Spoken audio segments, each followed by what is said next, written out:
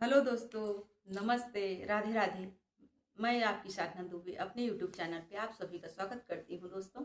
तो आइए देर न करते हुए वीडियो को आगे बढ़ाती हूँ। बहुत ही प्यारा बेटी विवाह सुहाग गीत लेके आई हूँ, आइए सुनिए। अरे काले काले भाटवा के लंबी लंबी पतिया, अरे लंबी लंबी पतिया, अरे भाटवा में बैठा बाटे चोर रानी के सोहाग बाढ़ई। भाटवा में बैठा बाटे चोर रानी के सोहाग बाढ़ई।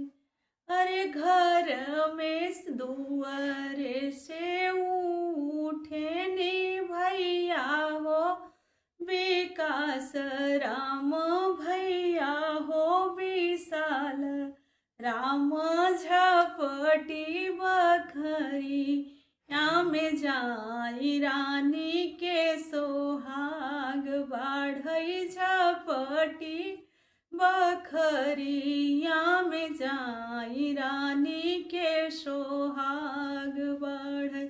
अरे दे तो न मोरी मैया ढाल तलवरिया, अरे ढाल तलवरिया, अरे चोरवा मरन हम जाब रानी के सोहाग बाढ़ई।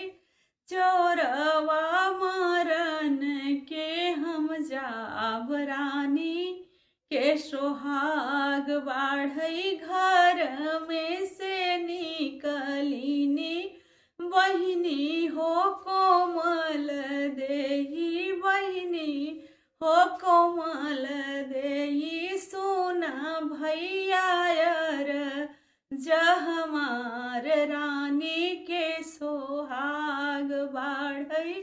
सुना भैया जहमार रानी के सोहाग बाढ़ई। अरे जवानई चोरवा भैया मारने के जाब, अरे मारने के जाब।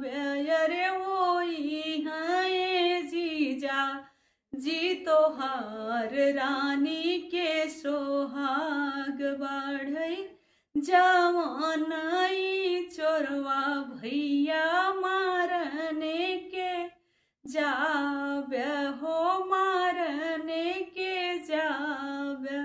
अरे वही है जीजा जी तोहार रानी के सोहाग बाढ़ई।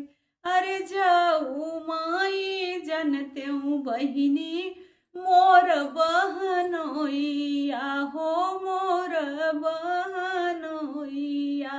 अरे बरधन भटवाल दाई रानी के सोहाग बाढ़ई। बरधन भटवाल दाई रानी के सोहाग बाढ़।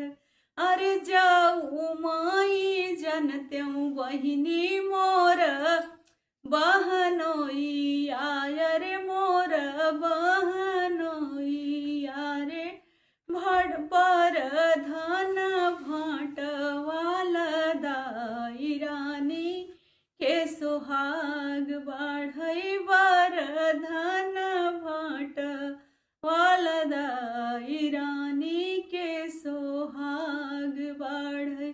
अरे काले काले भाटवा के लंबी लंबी पतिया, अरे भाटवा में बैठा बाटे चोर रानी के सोहाग बाढ़ई। भाटवा में बैठा बाटे चोर रानी के सोहाग बाढ़ई। धन्यवाद दोस्तों, फिर मिलती हूँ ऐसे ही गीतों के साथ। हर हर महादेव।